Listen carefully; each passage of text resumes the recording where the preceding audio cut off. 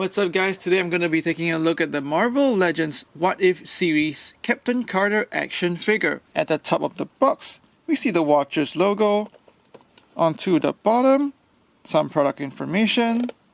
Down to the side, this looks like a screenshot from the What If animated series, Captain Carter looking determined to take down some Nazis. Onto the back, it's the same artwork, a description of Captain Carter as well as the other figures in the wave. And finally, onto the left side, it's the same artwork. So let's go ahead and get this open.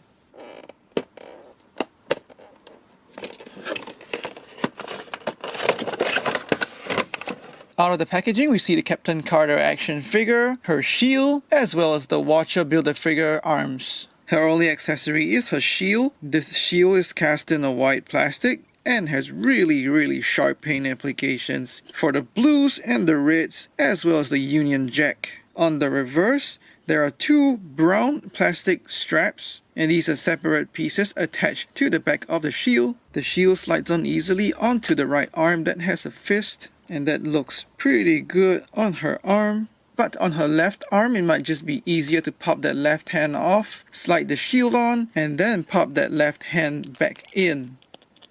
And the shield also looks really good on her left arm as well. She's got a pretty head sculpt, very sharp paint applications for her eyebrows as well as her bright eyes. The eyes look really expressive. She's got a mild blush on her cheeks as well, and the paint for her lips are also expertly applied on. I really like the overall head sculpt because she looks pretty and confident. Her hair is cast in a brown plastic and it's neatly styled with a bit of curls at the bottom, and overall really looks great on her. Moving on to her torso, once again really sharp paint applications. Most of her body is cast in a blue plastic, and the red and white paint on the Union Jack as well as the rest of the design elements on her outfit really pop against this blue. There are also nice details to her outfit like her collar as well as the straps on her shoulder that are painted brown, and that brown also matches the brown on the belt really well. The belt also has a silver buckle in the middle, so everything looks really well put together. A small detail is how Hasbro has also painted red and white over here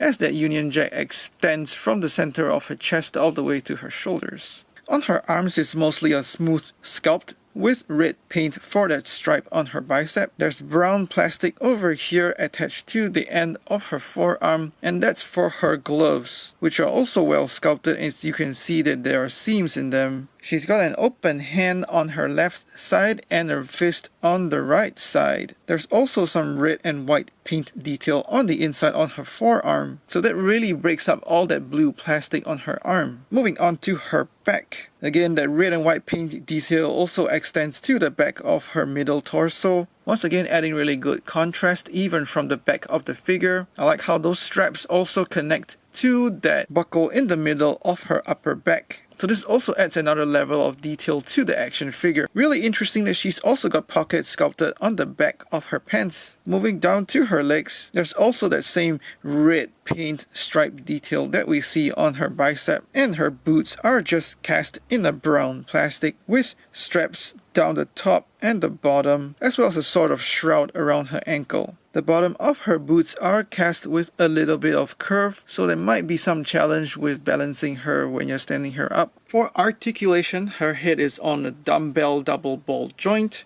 with one ball joint that goes into her head and the other ball that goes into her neck. So that means her head can go 360. Because she's got a neat mid-length haircut, you can also tilt her head left as well as right. She can look down a little bit, but not much upwards. This time her hair actually hinders the range. Swivel hinge at the shoulder so it goes 360 as well as going out that far. She's got a bicep swivel so that goes 360 as well, but this also breaks up the sculpt, looking a little odd from some angles. And here we might have the holy grail of female action figure elbow articulation. She's got a pinless double hinge joint, and that has really excellent range. Swivel hinge at the wrist so it goes 360 as well as articulating in and out. She's got a mid-torso ball joint, so she can twist right as well as left. She's got some tilt right as well as left, but she also has rather limited crunch forward as well as backward. So I might want to heat and pop the upper torso so that I can Dremel off some excess plastic to get more range in there. Ball joints at the hips, so that goes out quite a good bit, as well as forward and backward that much. Her backward's mostly hindered by the sculpt of her butt. She's also got thigh swivels, so that goes 360. Pinless, double jointed knees, so that's very good range as well. She's got a swivel just above her shoe, and that's hidden by that shroud in her boot. So you can also swing her foot left as well as right. However, that swivel feels a little bit gummy. She's also got ankle tilt upwards as well as downwards. And finally, some ankle pivot outwards as well as inwards, and that's hindered by that shroud again. Captain Carter is a strong, confident woman and nothing is gonna get in her way. She also looks pretty great mid-flight charging with her shield. But you might find it a little bit challenging to get her balanced in wider stances because of the gumminess in her ankles as well as the curved bottom of her shoes.